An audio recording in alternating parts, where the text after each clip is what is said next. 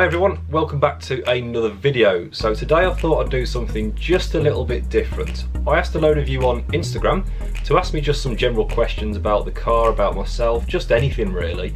And so I thought I'd come here today and just answer any questions that you've got and that you submitted on my Instagram. And just before I do get into the video guys, I just want to say a massive thank you to everyone who supported our previous video that was uploaded concerning mental health and helping people's well-being during the times of isolation.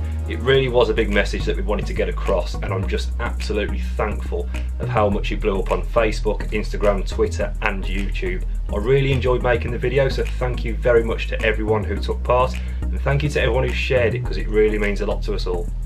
Okay, so without further ado, let's get answering your questions. Okay, so first question, is it better to buy a classic once you're around 20 rather than 17?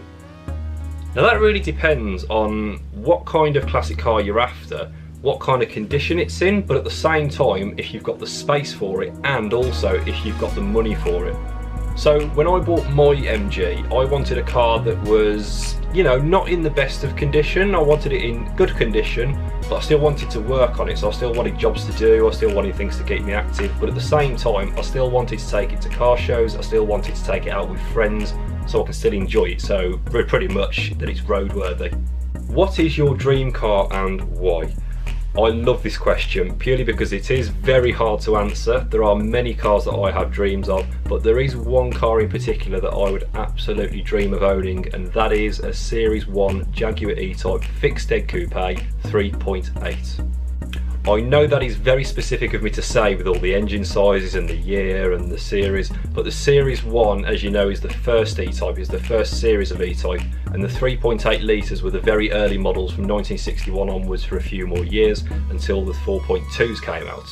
Now the E-Type for me is a car that I absolutely just love the look of. I love the history behind it. I love how it was released at the Geneva Motor Show. They could test it on the M1 at night. The wind tunnel that was used so much electricity that it can only be done at night.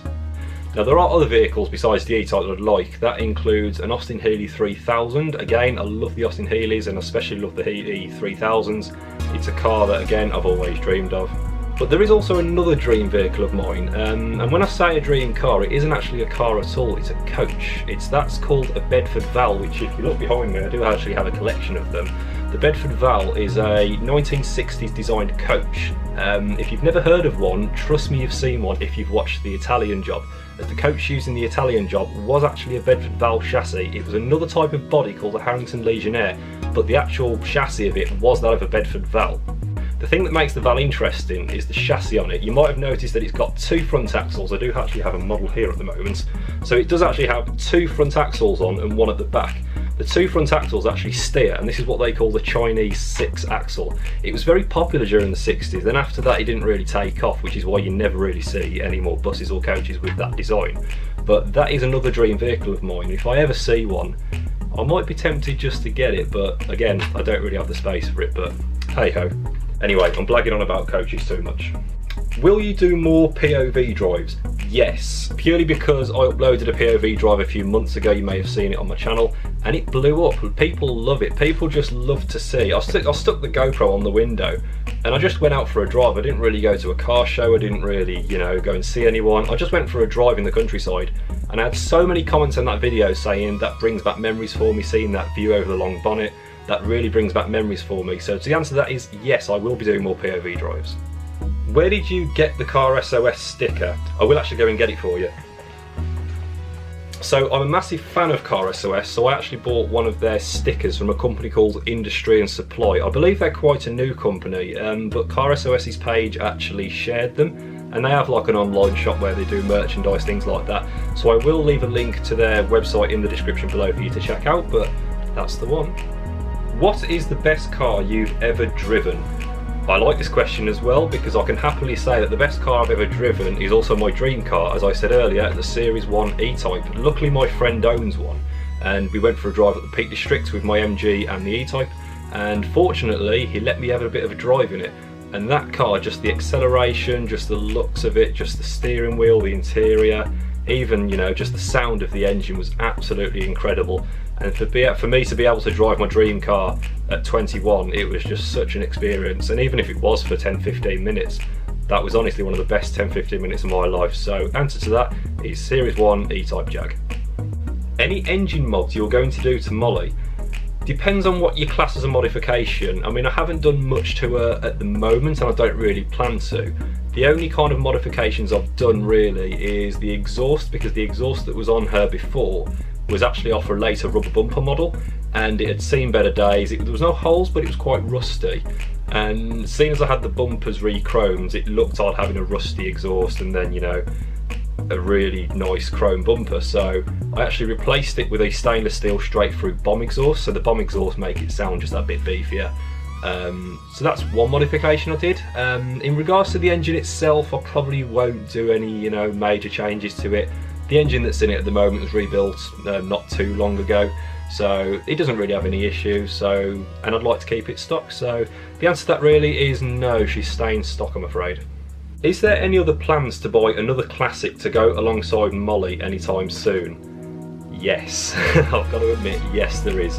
I will keep it on the low though, I'm not going to reveal any information yet, but I have been thinking about it. I have been looking on Car and Classic and Auto Trader and all these other websites at this car, so yes, the answer to that is. What is your favourite era of cars? Now for me, most of the vehicles I want and my dream cars are from the 1960s, so for that reason it's got to be the 60s. Now my MG is actually a 1971 built car, but the MGB is a 1960s design car, having been released in 1962 with the Roadster and then 1965 with the GT hardtop. So pretty much all the vehicles that I love are from the 60s onwards, so for that reason I've got to say 1960s. Opinions on the rubber bumper MGBs?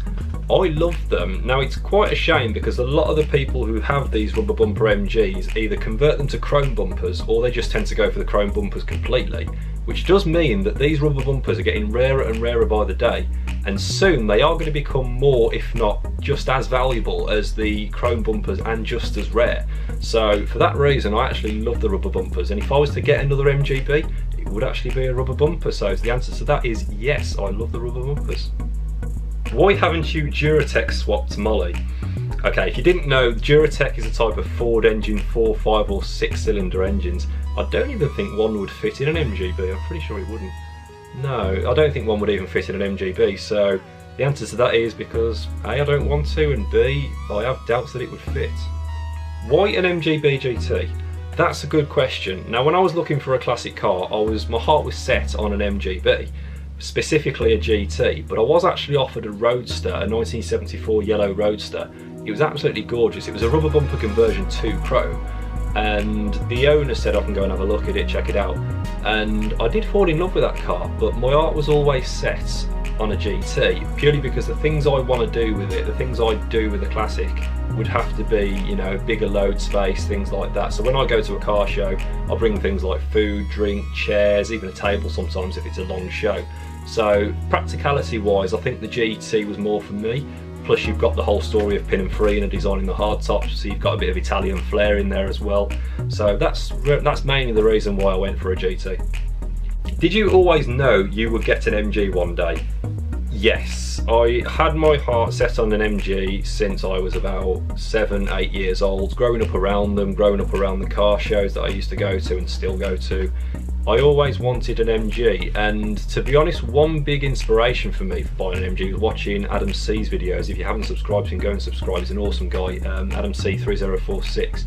Now he's got an MGB GT in red, and watching his videos of all, you know, the road trips he went on and all to the car shows, the more I watched an MG, the more I wanted one, specifically a B. And I just thought, for the value for money you get for them, you know, they were considered the poor man's E-Type back in the 60s and 70s, so if you couldn't afford an E-Type you'd buy an MG. And for that reason I thought, for the, you know, the practicality, what you can get in them and the design and the flair behind it, it's a really nice car. So that's why I kind of set my heart on an MG. So the answer to that is yes, I always wanted an MG, and I knew from the offset that I wanted one. What made you buy an MGB? Now, I kind of just touched up on that in the last question. So with the MGB, the whole story behind it, the whole, you know, the following for it, it's got quite a big following. There's plenty of them on the road, so it's not like parts availability is that hard, because I actually work for a company that supplies MGB parts, and even from the smallest buttons, you know, the largest of wing panel, anything like that, they are readily available, and the whole community behind it, not just the MGB though, just in general, the whole classic car community in general. It's so helpful, and there are people out there who are willing to help, even from the smallest screw. You know, I'm on the Facebook groups, and you know, you post a screw on there, someone will come back in 2 minutes saying where it's from, what it does, and where you can get them from. So I think the whole story behind me getting an MGB is, you know, the looks of it, the community, the following, and just because it's a car that I've lusted after for quite a while. Would you ever do a track day in Molly? Yes, I would love to, but it depends on what track day you're talking about, because I wouldn't go so far as a whole, you know, set up race, because, you know, the MGB isn't equipped for racing. She hasn't got a roll cage, she hasn't got specific fire extinguishers on board, things like that that are quite, you know, out there for racing. And at the end of the day, I wouldn't want to freight the engine, I wouldn't want to blow it up in a way.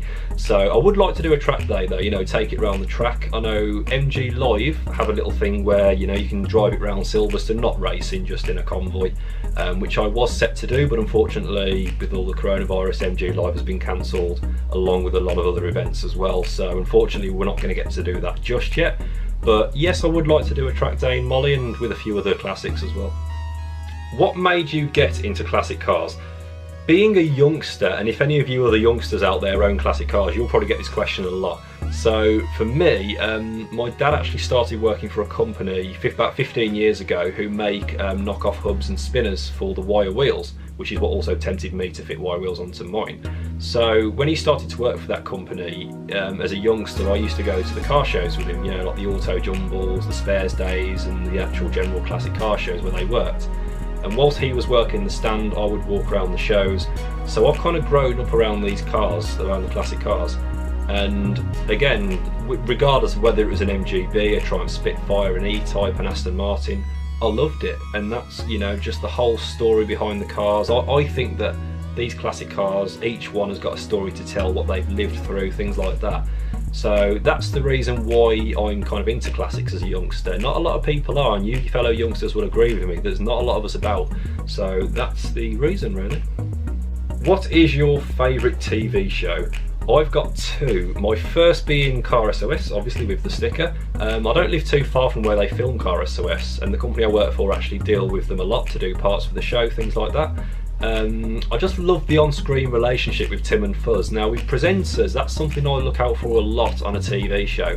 And some of the shows I watch, these presenters, they don't have an on-screen relationship as they do off-screen, which is why Tim and Fuzz, they always have a laugh, but at the same time, the things they do for those owners and the old Car SOS team are absolutely incredible. And I just love to see the owners, when they reveal the cars, they don't believe it. It takes them a good 10-15 minutes to believe it's their car, until they rip off the number plate to their original one, and then it sets in, and the look on their faces is absolutely incredible.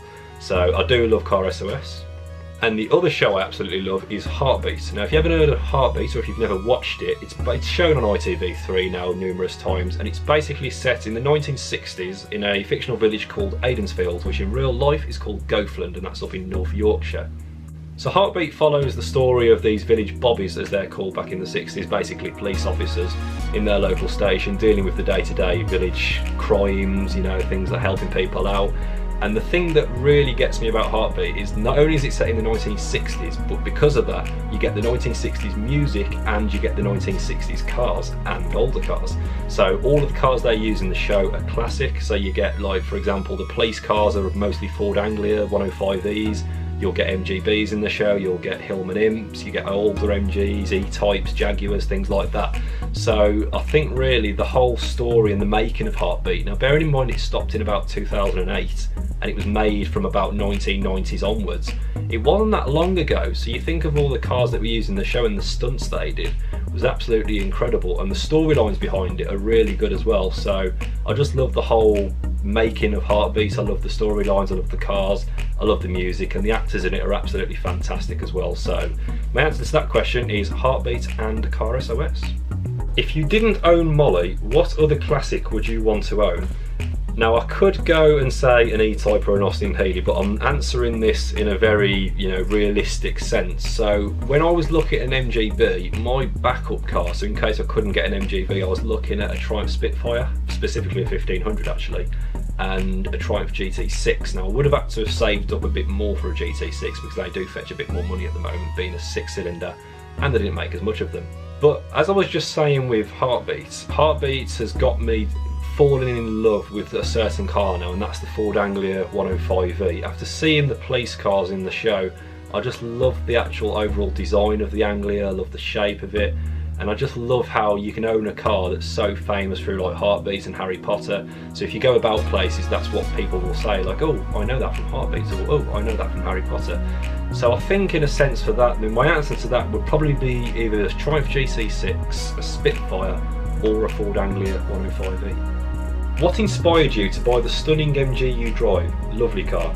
Well, thank you very much. But I think the first thing really that kind of got me to look at this car, because I came across it in a number of places, but the first thing that hit me about it was the number plate. Now I actually fly a small aircraft, and being someone who flies and looking at a number plate that has an aviation relation on it, Molly's is KLM, obviously KLM being an airline. So as soon as I looked at that, I know it sounds weird, but I did look at that and I really, it got me looking at the car, it got me interested. It was kind of calling out saying, this car's for you. And it's the original registration plate, so it hasn't been changed. And the second thing really is the colour of it, because I was quite specific of what colour I wanted. I was looking between red and green. I did actually view a Harvest Gold one before, which is like a very 70s kind of colour, and I did actually really like it, but I looked at the British Racing Green, and as soon as I saw the car I own now, I just fell in love with it. The plates, the colour, it was just calling out for me. So I think the main thing is for that really is the registration plate and the overall colour of the car. Do you prefer stock or modified classic cars? Now it really depends. Normally I'd say stock, but it does depend because I have seen some absolutely incredible souped up and modified classic cars, and they do look and sound absolutely amazing. Now you do get the absolute purists out there who love everything original on a car, and sometimes unfortunately they do actually go up to owners and say that, which is out of order if you ask me. So I think the whole, it's your car, you can do what you want with it at the end of the day. Just because someone says you shouldn't, it doesn't mean you should. So I think at the end of the day, if I see a modified classic, I've seen some modified MGBs that look absolutely incredible. Everything from engine swaps to gearbox swaps to even wide arch bodies. They do look absolutely incredible. So the answer to that is really, it depends on the car, it depends on the owner, it just depends on the whole story behind it. So, my cars stay in stock, but that's just me. But like I say, I've seen some incredible modified cars out there, and they do look incredible. And finally, oh my god, I love your fluffy coat. Well, thank you, but sorry, but that fluffy coat will not make an appearance for a while now, being up to summertime, and if we can get out and about. That's a very warm coat, so unfortunately that's only my winter coat, so unfortunately you won't be seeing that for a while. And that's about it. So thank you very much for all those who submitted a question. I really enjoyed answering those. If you want to see me do more of this, please let me know in the comments below. Leave a like and subscribe if you haven't already as well. I did just want to again express my gratitude for everyone who supported our mental health awareness video that we released last week. Like I said, it really blew up online. I'm really surprised that the likes of Practical Classics, MG Car Club, they shared it.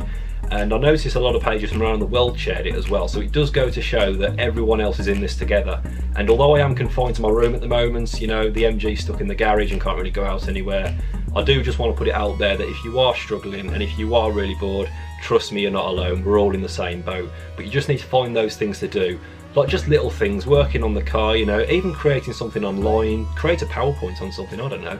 Just keep yourself well occupied during these tough times, and this is the times when we do actually need social media. This is a time when we actually am glad that social media is invented so we can stay in touch with friends and family.